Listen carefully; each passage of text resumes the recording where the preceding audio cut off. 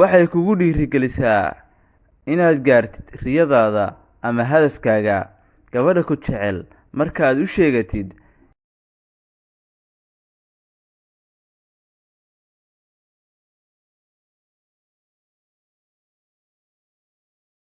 assalaamu calaykum.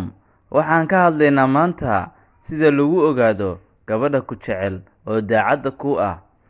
Lambar kow, waxay doonaysaa wax walba kugu saabsan inay ogaato. Waxay jeceshahay inay ogaato arrimahaaga dhan ama waxyaabaha ku quseeyo oo dhan inay ogaato oo badanaa ay ku mashquusho arrimahaaga.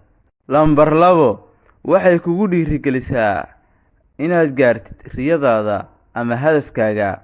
Gabadha ku jecel marka aad u sheegatid meesha waxaad jeceshahay ama riyadaada, waxay ku tiraahdaa waad gaari kartaa ee horey u soco. Lambar saddex, waxay kula joogtaa oo waqti kula qaadataa waqtiyada aad ku jirtid murugta ama ay dhib ku soo wajahdo. Gabadha ku jecel ma aha mid kula joogta waqtiyada dharaaraha ladnaanshaha ama waqtiyada ay kuu shidan tahay, ee waxay kula joogtaa mar walba oo ay kuu baahato. Lambar saddex, waxay kugu aqbashaa sida aad tahay.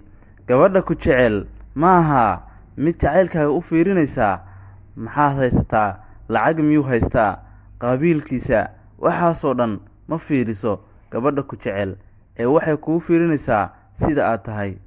Lambar shan, waxa ay samaysaa waxyaabaha ay ugu dhowaanayso dadka adiga ku jecel sida faamilkaaga, asxaabtaada iyo walaalaha. Waxa ay jecel yihiin ayay samaynaysaa si ay adiga kuugu dhowaato. Lambar lix, way kuu nugushahay oo badanaa hadalkaaga ama waxaad u sheegtid way qaadataa. Lambar toddobo, waa saaxiibkaaga kuugu dhow ama la taliyahaaga.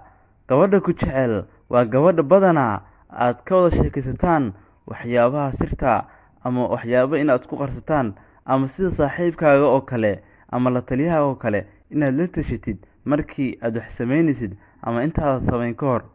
Lambar siddeed, waxay ku tusinaysaa mudnaanteeda inaad leedahay oo ma aha mid kaa abaaldhacaysa markaad u samaysid wax wanaagsan. Lambar sagaal, waxay kuu hurtaa nafteeda sababtoo ah mar walba ama waqti walba oo xaalad adag soo wajahdo waxay jeceshahay inay nafta kuu hurto.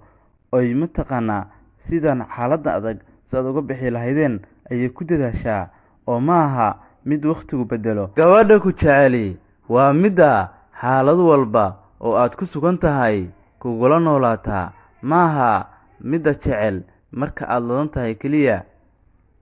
Lambar toban, waxay ka baqdaa inuu jacaylkiinnu dhammaado ama inaad kala tagtaan. Gabadha ku jecel waa midda ku dadaasha jacaylkiinnu sida uu sii kordhi lahaa. Haddaba xariif, haddii 10kan qodob lagu sameeyo, ogow gabadhaasi way ku jeceshahay.